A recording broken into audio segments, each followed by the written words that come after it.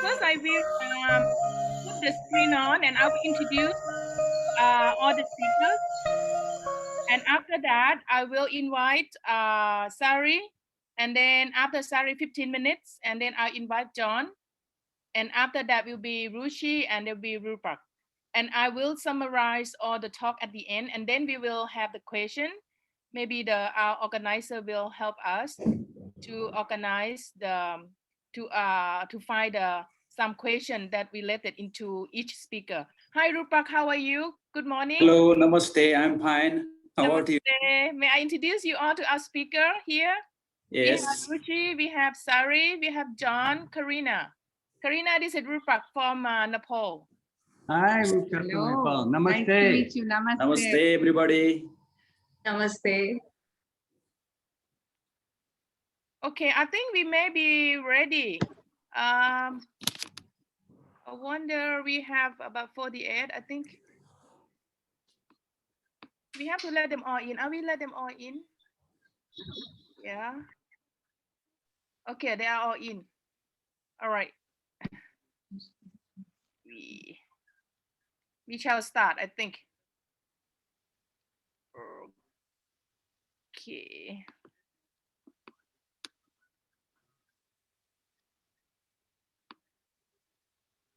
All right, good morning, everyone.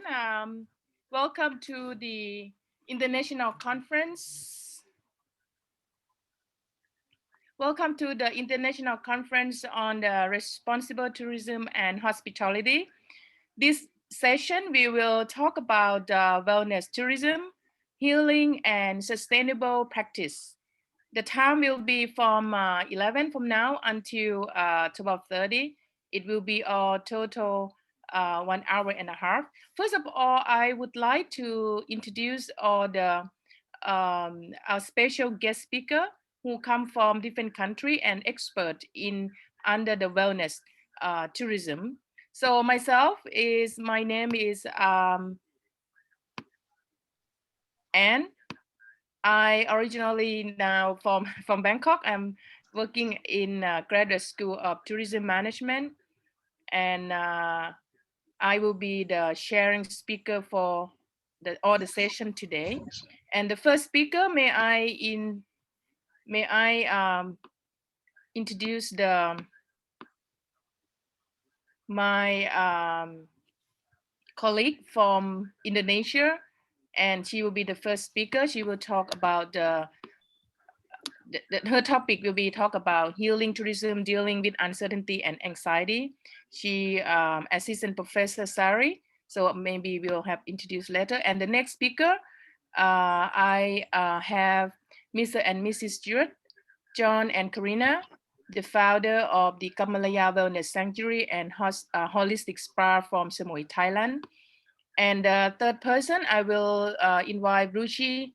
She will talk about the sustainable wellness practice of India, Ayurveda, and Naturopathy.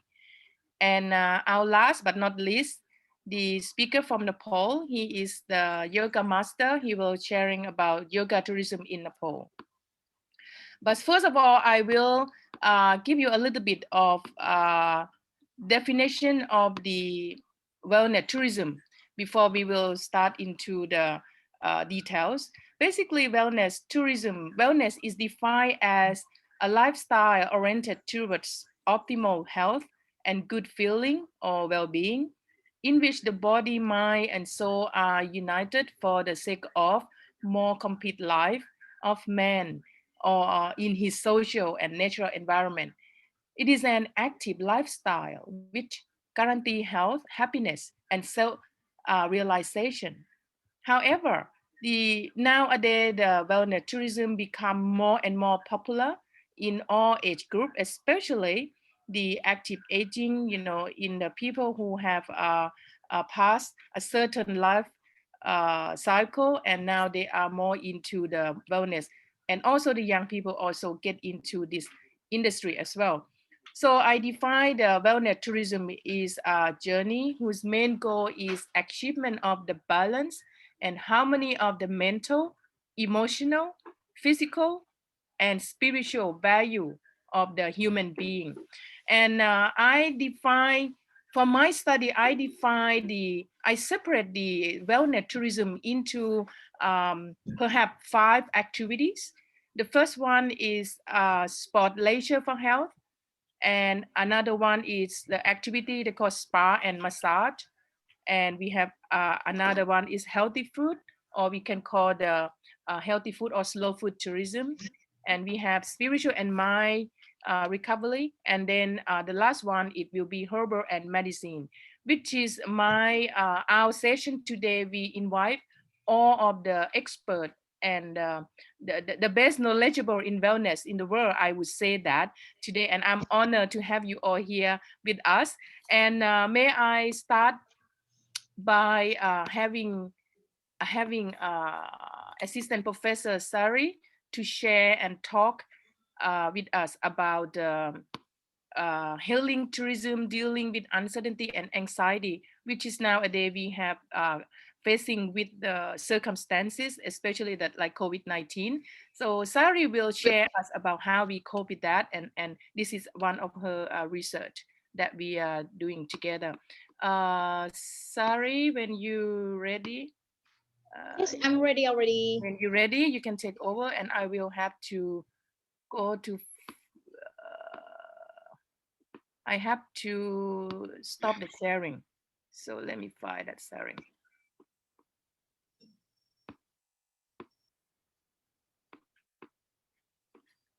Okay, I'll stop sharing, and then you can share your slides. Okay.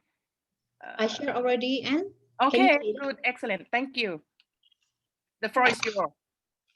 All right, thank you very much, Chair, for having me here. Hi, everyone. I'm Sari. Good morning from Indonesia.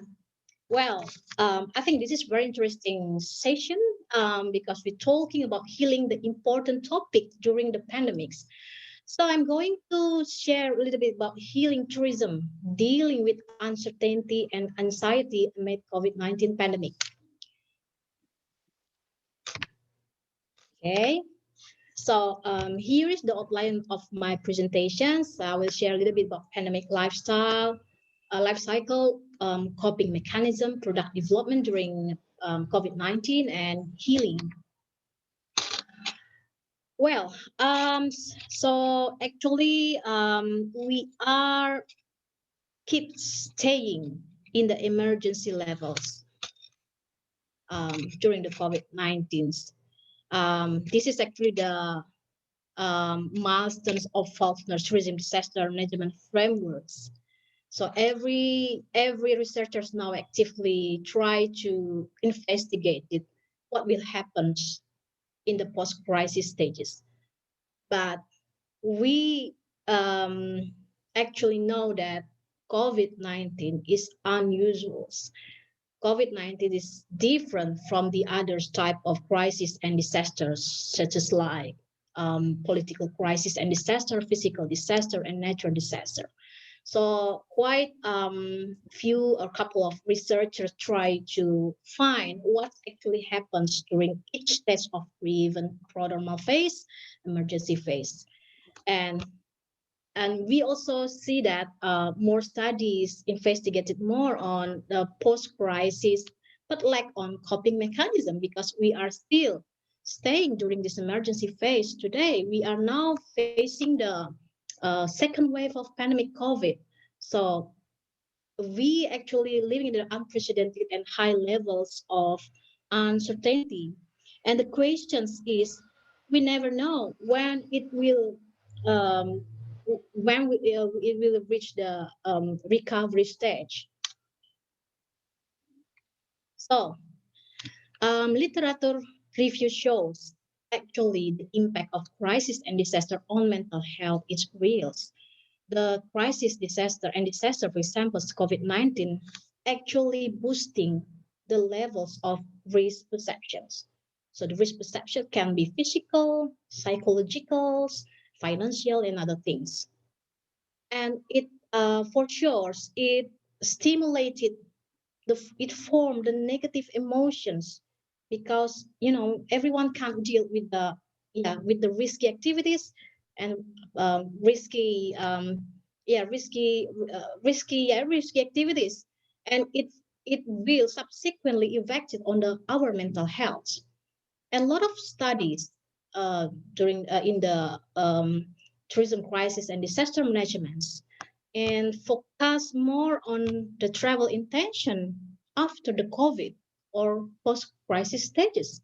But we never know when we will reach that post-crisis stage. And there is a question that remain unanswered is actually how we deal with it. That's actually the part of coping mechanism that we need to investigate it more in the COVID-19. Well, coping mechanism is actually divided according to the Lazarus and Folkman, the founders of coping mechanisms, into the problem focus coping and emotional focus, while others also see it's this engagement coping. What is actually the problem focused coping? It's directed at managing or altering the problem causing the distress. For example, in COVID-19, people see the non-pharmaceutical interventions, how they deal with the problem, the root of this problem source, like probably protecting their self with the mask, or maybe try to perform the social distancing and so on. But emotional focus is more directed at regulating the emotional response to the problem or lessening the emotional distress. For example, seeking emotional support, meditating, and healings. And some others also study from Zhang, Low, and Ritchie show that this engagement coping, like it's more a passive coping approach, an effort to avoid or disconnect from the stressful situation. For example, we searching for humor in dealing with our situation, these stress situations. So our study shows that actually during the 3 stages of pandemic that we're still encountering now, there were a volatility of emotionals during the COVID-19 life cycles because COVID is unusual. So there were negative emotions occurs and form amid the COVID-19 pandemic. And interestingly, there were changes of emotional dimensionalities across all stages, from the pre-crisis, prodromals, and just like now. So this is what we found actually study with Legogen in Scott 2020. So we tried to capture the longitudinal study from January or the early stage of COVID-19 until the second wave of today. So we see that in the early stage of COVID-19, people feel stress, more on stress, sad, and anxiety. And then when it turns to this semi-lockdown, people start to feel like afraid, stressful, gloomy. But when they start to face the another semi-lockdown too, they start to feel bored, frustrated, being alerted, and sad. And when they face the new normal phase, they start to feel like boring, difficult, and worried. And what's happened today in second wave? They start to feel angry. There are more angers and frustrated, and they don't care about the COVID anymore. So that's the negative emotional form during the COVID-19. And we also can see there were the product development actually amid the COVID-19. For example, places to avoid, like they avoided indoor, like the theme park, closed theme parks, airport. But the silver lining show that outdoor mindfulness or healings or close to nature is one of their looking for, beside the virtual interactive, humor content, and local trade. That's what I want to talk a little bit about the healing as an iconic experience amid the COVID-19. Because, like open space, people will feel like, okay, I get more safe with a little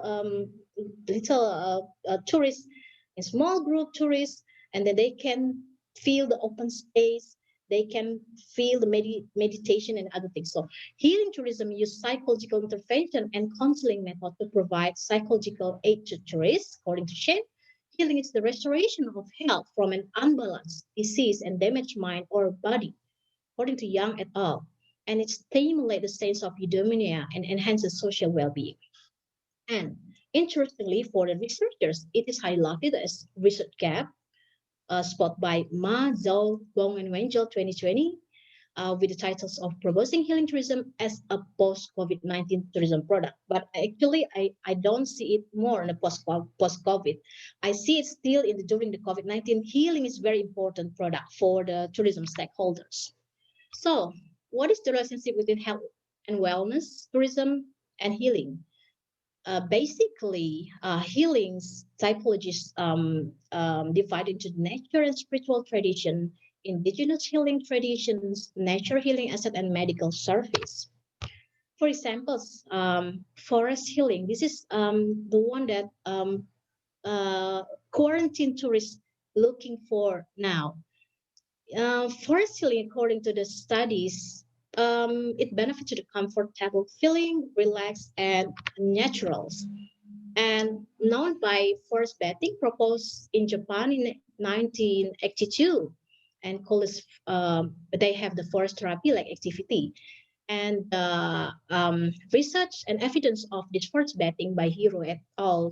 2015 says that it can reduce the blood pressure, decrease the pulse rate, increase the positive feeling, decrease the negative feeling. And one also study from research from Indonesia by one that from Agriculture's Bogor Institute 2020, they tried to make an experimental study in forest camp in Indonesia. And they found that healing forests reduce 20 points of stress levels in the camps. And we also know about the ocean healing. Ocean healing, sometimes known as thalassoterapy, and they got different types of therapy like rheumatics, arthritism, respiratory, neurology, nervitis, and other things. And the benefit for depressed patient, nervosis, asthma, and pulmonary illness. And this is, I think everyone probably ever watched the Eat, Pray, and Love movie written by Elizabeth Gilbert. That's a very, very interesting book and movie for healing. So this person is Balian, but fortunately he passed away already. His name is Ketut Lyers. Ketut, after the movie of Eat, Pray, and Love, was searched by the international tourists because they want to see the meditations and traditional meditation or call it spiritual healings, and she's become very famous afterward. So spiritual healings, the healers can improve the health of patient by mechanism and reduce the anxiety. So in conclusions, because I know the time is very limited, so healing product is a potential risk gap in tourism crisis and disaster management. Healing is important to deal with the negative emotion during the pandemic, and further research on healing product is important for including the segmentation, targeting, positioning, and marketing communication. Now I want to show you one short clip.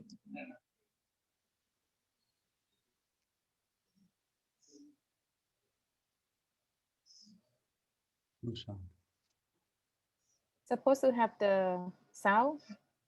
Sorry. Yeah.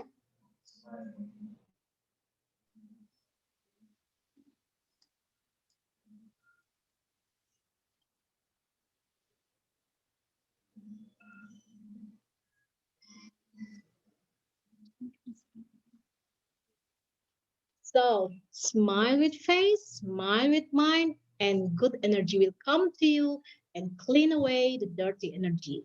Quote by Elizabeth Gilbert. Thank you very much. Thanks, Anne. I think I remember I watched this movie. So you remember this movie? yeah, I watched this. It means we all enough, right? Yeah. Okay. We all are in a good spirit. So now I would like to invite the next person. So may I have Mr. and Mrs. Stewart, John and Karina?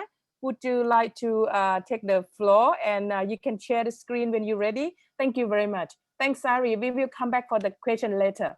Thanks.